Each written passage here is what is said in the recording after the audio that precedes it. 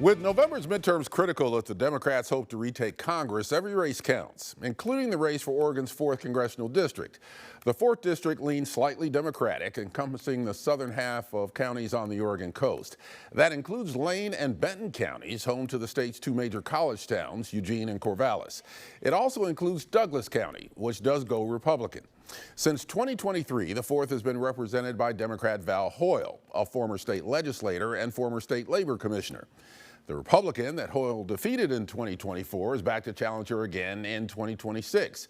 A retired Air Force colonel, an attorney, and a public policy consultant, Monique Despain joins us from her home in Eugene. So thanks for being on Eye on Northwest Politics. Thanks so much for having me, Ken. Well, we see that in the poster right behind you. You've launched a website called What's Val Hiding?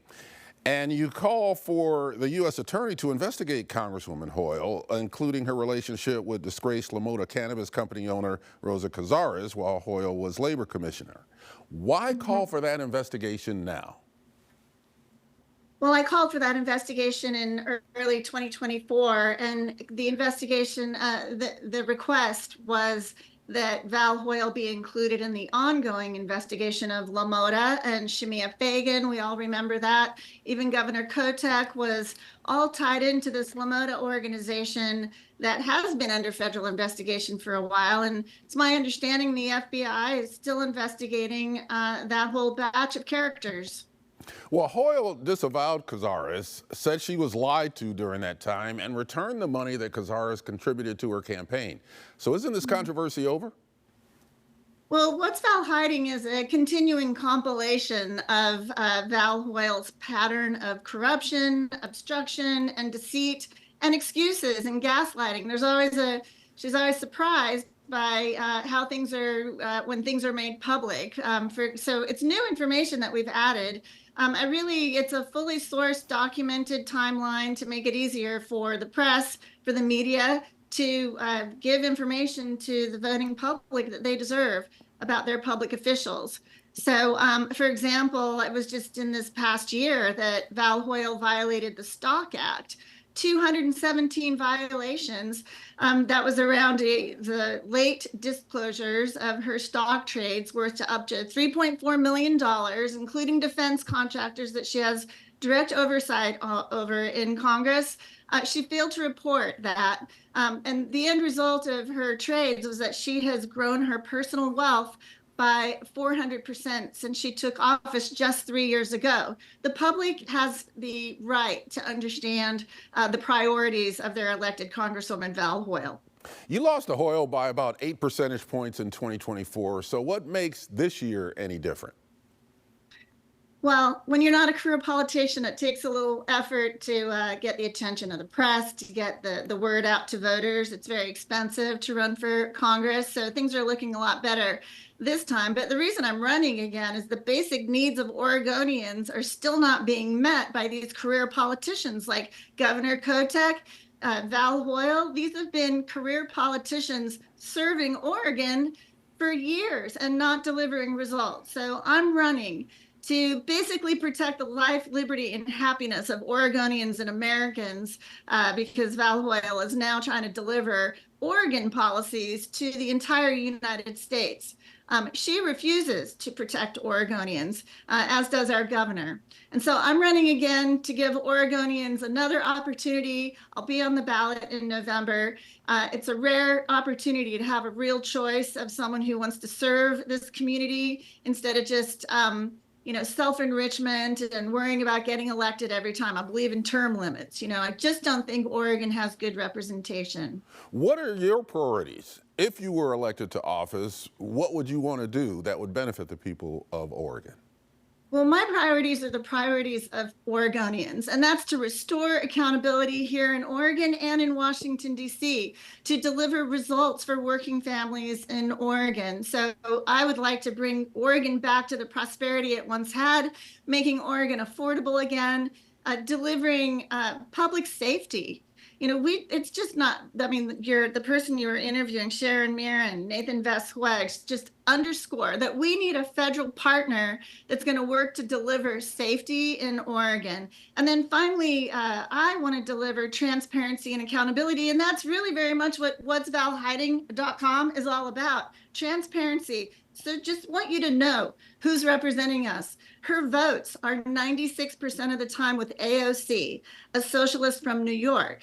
You know, people just need to know so that they can be informed, discerning voters.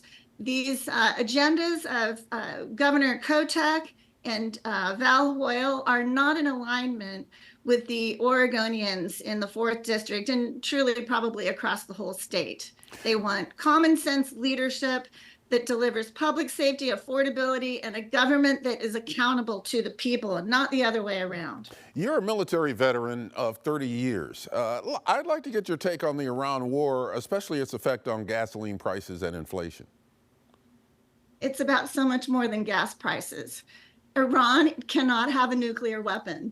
And that has been, ironically, that has been the position of at least the last 5 presidents of the United States. I mean, unequivocally, Iran cannot have nuclear weapons. And so that has been a remarkably bipartisan policy for at least 30 years. And I fully support the disarmament of Iran.